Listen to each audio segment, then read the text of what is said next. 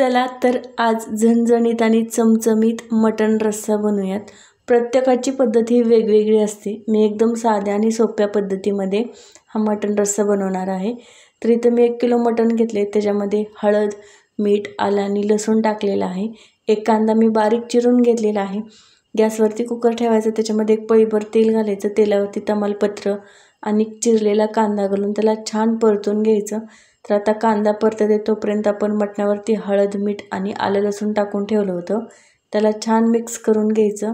तर 2 मिनिटानंतर आपला कांदासुद्धा मस्त असा परतलेला आहे।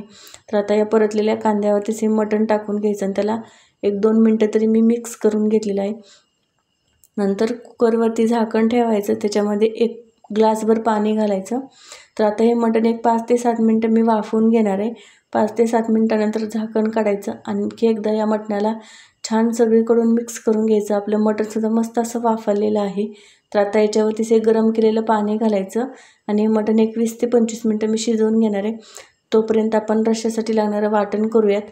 गॅसवरती कढई ठेवली, त्याच्यामध्ये 1 कांदा उभा चिरून घेतला होता, त्याच्यावरती थोडंसं तेल घालायचं आणि हा कांदा 1-2 मिनटं तरी मी छान परतून घेणार आहे। नंतर आता कांदा परतला की याच्यावरतीच लसूण आणि आलं घालायचं, त्यालासुद्धा थोडंसं परतून घ्यायचं। नंतर याच्यावरतीच किसून घेतलेलं सुकं खोबरं घालायचं, त्यालासुद्धा परतायचं।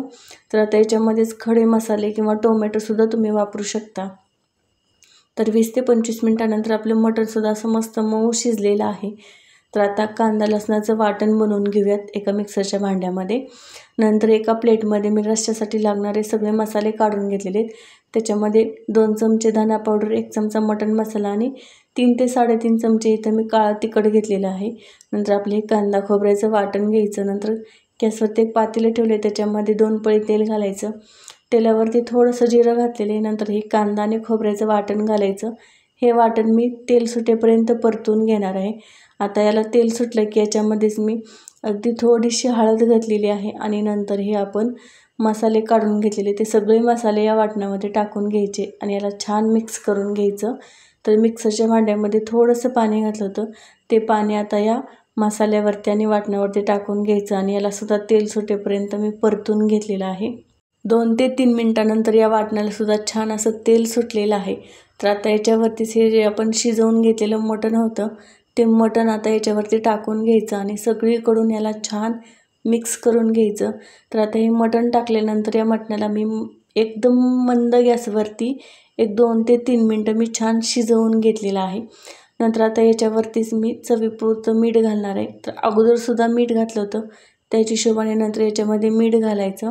नंतर आपण 1 चमचाभर तांदळाचं पीठ घेतलं होतं, त्याच्यावरती थोडंसं पाणी घालायचं आणि ते पाणी आता याच्यावरती टाकून घ्यायचं। याच्यामुळे याची रश्श्याची चवही छान लागते आणि रस्सासुद्धा छान दाटसर होतो। नंतर सगळ्यात शेवटी याच्यामध्ये मी मस्त अशी कोथिंबीर घालणार आहे। तर आपले हे झणझणीत आणि चमचमीत मटण रस्सा बनवून तयार झालेला आहे। कशी वाटली रेसिपी नक्कीच कमेंटमध्ये सांगा। व्हिडिओला एक लाईक करा, कमेंट करा आणि सगळ्यात महत्त्वाचं चॅनल एकदा नक्की सबस्क्राईब करा। तर भेटूया पुन्हा अशाच छानशा रेसिपीमध्ये। तोपर्यंत बाय।